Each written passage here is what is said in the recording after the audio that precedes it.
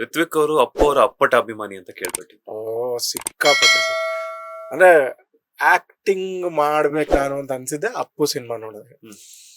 So ಅದೊಂದು Appu cinema ನನ್ನ 8th standard 7th standard ಏನೋ ಇತ್ತು. 4 ಸಲ ಹೋಗಿ ಟಿಕೆಟ್ ಇಲ್ಲದೆ ವಾಪಸ್ ಬಂದಿತ್ತು ಆ ಸಿನಿಮಾಗೆ.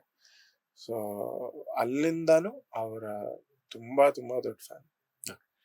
ಈಗ ನಟರಾಗಿದ್ರ, ಅದಕ್ಕಿಂತ ಮುಂಚೆ ಗಾಯಕರಾಗಿದ್ರಿ, ಮ್ಯೂಸಿಕ್ ಡೈರೆಕ್ಟರ್ ಆಗಿದ್ರ. ಸೊ ನಟನಾಗಿ ಅಪ್ಪವ್ರ ಜೊತೆ ಸ್ಕ್ರೀನ್ ಶೇರ್ ಮಾಡ್ಕೊಳ್ಳೋದಾಗಿರ್ಬೋದು, ಅಥವಾ ಅವ್ರ ಮೂವಿಗೆ ಹಾಡಾಗಿರ್ಬೋದು. ಯಾಕಂದ್ರೆ ಅಪ್ಪವರು ಸಹ ಒಂದೊಳ್ಳೆ ಸಿಂಗರ್, ಎರಡು ಮಾತಿಲ್ಲ ಅದ್ರಲ್ಲಿ. ಅವ್ರ ಜೊತೆ ಹಾಡುವಂತಹ ಒಂದು ಚಾನ್ಸ್ ಆಗಿರ್ಬೋದು, ಜುಗಲ್ಬಂದಿ ಆಗಿರ್ಬೋದು, ಅಥವಾ ಅವರ ಒಂದು ಸಿನಿಮಾಗೆ ಮ್ಯೂಸಿಕ್ ಡೈರೆಕ್ಷನ್ ಮಾಡುವಂತದ್ದಾಗಿರ್ಬೋದು, ಎಲ್ಲೊಂದ್ ಕಡೆ ಮಿಸ್ ಆಯ್ತಾ ಅಂತ? ಹೌದು, ಆಯ್ತು. ಅವ್ರ ಸಿನಿಮಾಗ್ ಮ್ಯೂಸಿಕ್ ಮಾಡೋದು ಡೆಫಿನೆಟ್ಲಿ ಮಿಸ್ ಆಯ್ತು.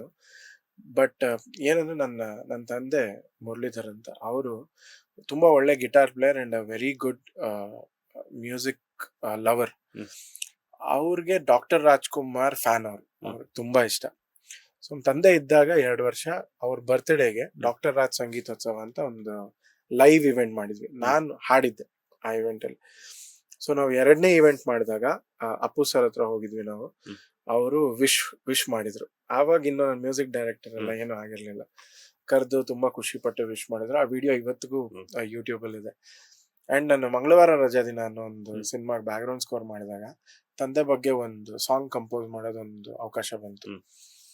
ಅದು ಯಾರು ಹಾಡೋದು ಅಂದಾಗ ಡೈರೆಕ್ಟರ್ ಪ್ರೊಡ್ಯೂಸರ್ ಇಟ್ಕೊಂಡು ಅದನ್ನ ಅಪ್ಪು ಸರ್ ಹತ್ರ ಹಾಡಿಸ್ಬೇಕು ಅಂತ. So that is one good memory. ಅವ್ರ ಹತ್ರ ಹೋಗಿ ಆ ಸಾಂಗ್ ನ ಹಾಡಿಸಿ, ಆ ಸಾಂಗ್ ನ ತುಂಬಾ ಇಷ್ಟಪಟ್ಟು ಹಾಡಿದ್ರು ಅವರು. ಐ ಥಿಂಕ್ ಅದು ಅವ್ರದ್ದು 100ನೇ ಸಾಂಗ್ ಏನೋ ಹಾಡಿರೋಂತ 100ನೇ ಸಾಂಗ್ ಅದು. ಸೊ ಆ ಲೆವೆಲ್ಗೆ ಕೆಲವು ಸಲ ಯೋಚನೆ ಮಾಡ್ಕೊಂಡು ಓಕೆ ಇಷ್ಟಾರು ಅವ್ರನ್ನ ಮೀಟಾರು ಮಾಡದ್ನಲ್ಲ ಅನ್ನೋದೊಂದು ಸಮಾಧಾನ ಇದೆ. ಆ ಕುರುಗ್ ನನಗೂ ಇದೆ. ಬಿಕಾಸ್ ಯಾಕಂದ್ರೆ ನಾನು ಇದುವರೆಗೂ ಒಂದ್ಸಲನೂ ಮೀಟ್ ಆಗಿಲ್ಲ. ಅವ್ರಿಗೊಂದು ಇಂಟರ್ವ್ಯೂ ಮಾಡ್ಬೇಕು ಅನ್ನೋ ಆಸೆ ಇತ್ತು. ಬಟ್ ಆ ಒಂದು ವಿಚಾರಕ್ಕೆ ಬಂದ್ರೆ ನೀವು ಮೀಟ್ ಆಗಿದ್ರೆ, ಅವ್ರ ಕಡೆಯಿಂದ ಅಪ್ರಿಶಿಯೇಷನ್ ತಗೊಂಡಿದ್ರಲ್ಲ, ಸೊ ಅದೇ ಒಂದು ದೊಡ್ಡ ಹೌದು. ನನ್ನ ಫಸ್ಟ್ ಸಿನಿಮಾ ಸಂಕಷ್ಟಕರ ಗಣಪತಿದು ಆಡಿಯೋ ಲಾಂಚ್ ಅವರೇ ಮಾಡಿದ್ದು. ಸೊ ಅವ್ರ ಕೈಯಲ್ಲಿ ಇಟ್ಕೊಂಡಿದ್ದ ಒಂದು CD ಅದು ನನ್ನ ಹತ್ರ ಇದೆ. ಅದನ್ನ ಇನ್ನೂ ಫ್ರೇಮ್ ಹಾಕ್ಸಿ ಮನೇಲಿ ಇಟ್ಕೊಂಡಿದ್ದೀನಿ. ಸೊ ಹಂಗೆ ಐ ಥಿಂಕ್ ದೇವರು ಅಷ್ಟಾದ್ರೂ ಆಶೀರ್ವಾದ ಮಾಡಿದಾನೆ. 3 ಸಲ ಅವ್ರನ್ನ face to face as a person meet ಮಾಡಿರೋದು.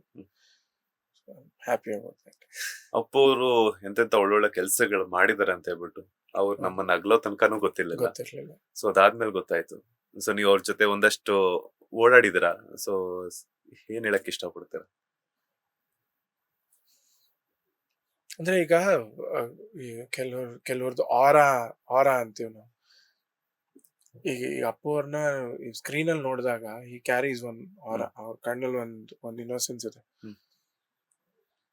ಹಿಂಗೆ ನಂಗೆ ಜ್ಞಾಪಕ ಇದೆ, ಸಂಕಷ್ಟಕರ ಗಣಪತಿ ಅಲ್ಲಿ ಕನ್ನಿಂಗ್ಹ್ಯಾಮ್ ರೋಡ್ ಅಲ್ಲಿ ಒಂದು ಪಬ್ ಅಲ್ಲಿ ಹ್ಯಾಮರ್ಡ್ ಅನ್ನೋ ಒಂದು ನಡೆದಿದ್ದು. ನಾನು ಅರ್ಜುನ್ ಡೈರೆಕ್ಟರ್ ಜಸ್ಟ್ ಹಿಂಗ್ ಅಲ್ಲಿ ಕಾರಿಡಾರ್ ಅಲ್ಲಿ ಹಿಂಗ್ ನಿಂತ್ಕೊಂಡಿದ್ವಿ. ಅವ್ರನ್ನ ವೆಯ್ಟ್ ಮಾಡ್ತಾ ಇದ್ವಿ ಆಕ್ಚುಲಿ ಅಪ್ಪು ಸರ್ನ.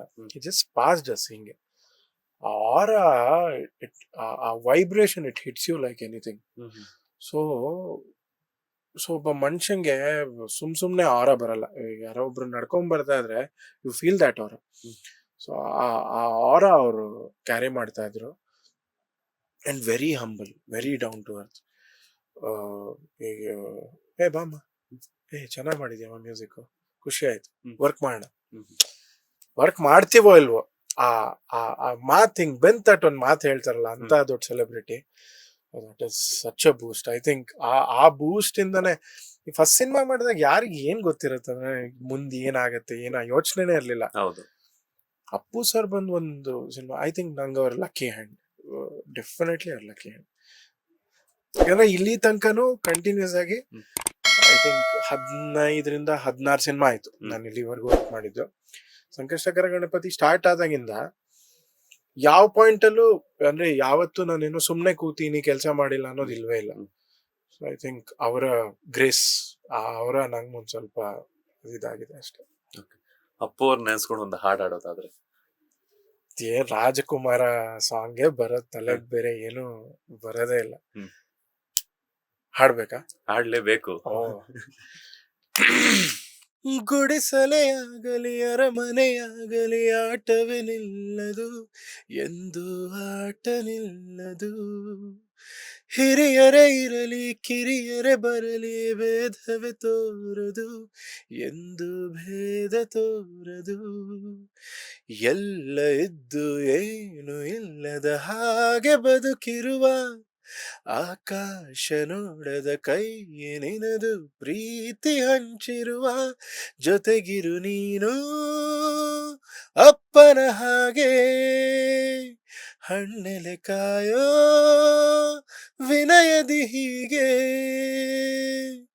ನಿಮ್ಮನು ಪಡೆದ ನಾವು ಪುನೀತ, ಬಾಳು ನಗು ನಗುತ್ತ ಬೊಂಬೆ ಹೇಳುತ್ತೈತೆ, ಮತ್ತೆ ಹೇಳುತ್ತೈತೆ, ನೀನೇ ರಾಜಕುಮಾರ. ಆ ಒಂದ್ ಲೈನು ಎಷ್ಟೋ ಜನರಿಗೆ ಜೊತೆಗಿರು ನೀನು ಅಪ್ಪನ ಹಾಗೆ ಅಂತಂದ್ರು. ಹೌದು ಅದು ಅವ್ರ ಲೈಫ್ ಅಲ್ಲಿ ಎಷ್ಟೋ ಅನಾಥ ಮಕ್ಕಳಿಗೆ ನಿಜವಾಗ್ಲೂ ಒಂದು ತಂದೆನೇ ಆಗ್ಬಿಟ್ರು ಅಂತ ಅನ್ಸುತ್ತೆ. ಡೆಫಿನೆಟ್ಲಿ. ಅಂದ್ರೆ ಕೆಲವು ಈಗ ಆ ಲೈನ್ಸ್ ಈಗ ಸಂತೋಷ್ ಆನಂದರಾಮ್ ಅವರು ಲಿರಿಕ್ಸ್ ಬರ್ತಾರೆ, ಅವ್ರ ಆ ಟೈಮಲ್ಲಿ ಅದು ಏನ್ ಅನ್ಕೊಂಡ್ ಬರೆದ್ರು, ಬಟ್ ಇವತ್ತು ಆ ಲೈನ್ ಅವ್ರನ್ನ ನೆನ್ಸ್ಕೊಂಡ್ ಕೇಳಿದಾಗ ನಿಜ ಕಣ್ಣಲ್ಲಿ ನೀರ ಬರುತ್ತೆ. ಅಂದ್ರೆ ಯು ಡಿಡ್ ನಾಟ್ ನೋ. ನಂಗೆ ಅಂದ್ರೆ ನೆನ್ನೆನೋ ಮೊನ್ನೆನೋ ಬೆಳಗ್ಗೆನೋ ಯೋಚನೆ ಮಾಡಿದೆ, ಮೈಸೂರಲ್ಲಿದ್ದೆ ಆ ಟೈಮಲ್ಲಿ. ನನ್ನ ಫ್ರೆಂಡ್ ಉದಯ್ ಅಂತ ಸಿನಿಮಾಟೋಗ್ರಫರ್, ಅವ್ನ್ ಫೋನ್ ಮಾಡ್ಬಿಟ್ಟು ಅಪ್ಪು ಸರ್ ಹೋಗ್ಬಿಟ್ರಂತ. ಎಲ್ಲಿಗೆ ಹೋದ್ರು ಬಾಯಲ್ಲಿ ತಕ್ಷಣ ಬಂದಿ. ಅನ್ಇಮ್ಯಾಜಿನೇಬಲ್, ಅಷ್ಟು ಫಿಟ್ ಇರೋ ಮನುಷ್ಯ ಅಂದ್ರೆ ಏನಾಗ್ಬಿಡುತ್ತು ಇದ್ದಕ್ಕಿದ್ದಂಗೆ ಅಂತ. ಅಂದ್ರೆ ಐ ಕುಡ್ ಗೋ. ಅಂದ್ರೆ ಅವತ್ತು ಅಲ್ಲಿ ಏನ್ ಕೆಲಸ ಎಲ್ಲ ಬಿಟ್ಟು ಬಂದು ಅವತ್ತು ಹೋದೆ. ಮೀಡಿಯಾದಲ್ಲಿ ಐ ಥಿಂಕ್ ಒಳ್ಳೆ ಫ್ರೆಂಡ್ಸ್ ಇದ್ದಿದ್ರಿಂದ ಅವ್ರ ಪಾರ್ಥಿವ ಶರೀರನ ನಾನು ಹತ್ರದಿಂದ ನೋಡಕ್ಕಾಯ್ತು ಅವತ್ತು ಕಂಠೀರವ ಸ್ಟೇಡಿಯಂ ಅಲ್ಲಿ. ಅದಾದ್ಮೇಲೆ ಹೊರಗ್ ಬಂದು ಸುಮ್ನೆ ಒಂದ್ 20 ನಿಮಿಷ ಕೂತ್ಕೊಂಡ್ಬಿಟ್ಟೆ. ಸರ್ ನಿಜ ಹೇಳ್ತೀನಿ, ಅವ್ರು ಹೋಗಿ ಐ ಥಿಂಕ್ ಒಂದ್ 15 ದಿನ ತನಕ ಆ ಎದೆ ಮೇಲೆ ಒಂದ್ ಭಾರ ಅದು ಇಳಿದೇ ಇರ್ಲಿಲ್ಲ. ಅದೇನು ಅಂತಾನೆ ಗೊತ್ತಿಲ್ಲ. ಈಗ್ಲೂ ಗಂಟ್ಲು ಕಟ್ಟತ್ತೆ ಸರ್ ಮಾತಾಡಕ್ ಹೋದ್ರೆ, ಅಗ್ಗದೇ ಇಲ್ಲ. ಅಂದ್ರೆ ಅಷ್ಟು ನಮ್ಗೆ ಹೆಂಗ ಆಗತ್ತೆ, ಶಿವಣ್ಣ ಅವ್ರಿಗೆಲ್ಲ ಕೇಳ್ದಾಗ ಅವ್ರಿಗೆ ಹೆಂಗ ಆಗ್ಬೋದು ಅಂತ. ಸರಿ, ಖಂಡಿತವಾಗ್ಲು. ಯಾಕಂತಂದ್ರೆ ಬದುಕಿರೋ ತನಕನೂ ಸಹ ಒಬ್ಬ ಮನುಷ್ಯನ ದ್ವೇಷ ಮಾಡದೆ ಬದುಕಿರುವಂತಹ ಏಕೈಕ ವ್ಯಕ್ತಿ ಅಂತಂದ್ರೆ ಅದು ಪವರ್ ಸ್ಟಾರ್ ಪುನೀತ್ ರಾಜ್ಕುಮಾರ್ ಅವ್ರಿಗೆನೆ ಸಲ್ಲುತ್ತೆ. ಡೆಫಿನೆಟ್ಲಿ ಹೌದು, ಡೆಫಿನೆಟ್ಲಿ ಹೌದು. ಅಂದ್ರೆ ಈಗ ರವಿಚಂದ್ರನ್ ಸರ್ ಒಂದ್ ಇಂಟರ್ವ್ಯೂ ಎಲ್ಲೋ ಹೇಳಿದ್ದಾರೆ, ಅಪ್ಪು ಯಾವಾಗ್ಲೂ ತಪ್ಕೋತಿರ್ಲಿಲ್ಲ, ಹಿಂಗೆ ಎದೆ ಹತ್ರನೇ ತಪ್ಕೊಳ್ಳೋರು, ಆಲ್ವೇಸ್ ಕ್ಲೋಸ್ ಟು ಹಾರ್ಟ್ ಅಂತ. ಯಾಕಂತಂದ್ರೆ ಅವ್ರ ಬಗ್ಗೆ ಹೇಳೋದಕ್ ಪದಗಳೇ ಬರಲ್ಲ. ಒಬ್ಬರ ಬಗ್ಗೆ ಯಾರಾದ್ರೂ ನೆಗೆಟಿವ್ ಮಾತಾಡ್ತಿದಾರೆ ಅಂದ್ರೂ ನಾವು ಸೈಲೆಂಟ್ ಆಗಿ ಅಲ್ಲಿಂದ ಜಾಗ ಖಾಲಿ ಮಾಡ್ತಿದ್ರಂತೆ. ಹೌದು ಹೌದು. ಸೊ ಬೇಡ ಮಾತಾಡುವಂತದ್ದು, ಅದನ್ನ ಕೇಳಿಸ್ಕೊಳ್ಳುವಂತದ್ದು ಬೇಡ ಅಂತ ಹೇಳ್ಬಿಟ್ಟು. ಸೊ ಎಷ್ಟು ನಿಜಾನೋ ಏನೋ ಗೊತ್ತಿಲ್ಲ ನಂಗೆ. ಇವರು ನಾನು ಕೇಳಿರೋದಷ್ಟೇ, ರವಿ ಬಸ್ರೂರ್ ಅವರು ಅಂಜನಿ ಪುತ್ರ ಫಸ್ಟ್ ಸಿನಿಮಾ ಅಪ್ಪು ಸರ್ ಜೊತೆ ಮಾಡಿದ್ದು. ಅವರು ಸ್ಟುಡಿಯೋಗ್ ಬರ್ತಿದ್ದಾರೆ ಅಂತ ಅವ್ರದ್ದು ಇಡೀ ಸ್ಟುಡಿಯೋನ ಕಂಪ್ಲೀಟ್ ರಿನೋವೇಟ್ ಮಾಡಿಸಿದ್ರಂತ ರವಿ ಬಸ್ರೂರ್ ಅವರು. ಈ ತರ ಅಂದ್ರೆ ಅಪ್ಪು ಸರ್ ಬರ್ತಿದ್ದಾರೆ ಅಂತ ಗೊತ್ತಾಗಿ, ಅಂದ್ರೆ ಸ್ಟುಡಿಯೋಗ್ ಬರ್ತಿದ್ದಾರೆ ಅಂಜನಿ ಪುತ್ರ, ಏನಕ್ಕೆ ಗೊತ್ತಿಲ್ಲ, ಜಸ್ಟ್ ಕೇಳ್ತಾ ಇರ್ತೀವಿ ಆ ತರ ಕೇಳಿದಷ್ಟೇ. ಲೇಟೆಸ್ಟ್ ಹಾಗೂ ಇಂಟ್ರೆಸ್ಟಿಂಗ್ ಸುದ್ದಿಗಳಿಗಾಗಿ ಬಾಸ್ ಟಿವಿ ಕನ್ನಡ ಚಾನೆಲ್ನ ಸಬ್ಸ್ಕ್ರೈಬ್ ಮಾಡಿ, ಹಾಗೆಯೇ ಬೆಲ್ ಐಕಾನ್ ಪ್ರೆಸ್ ಮಾಡಿ.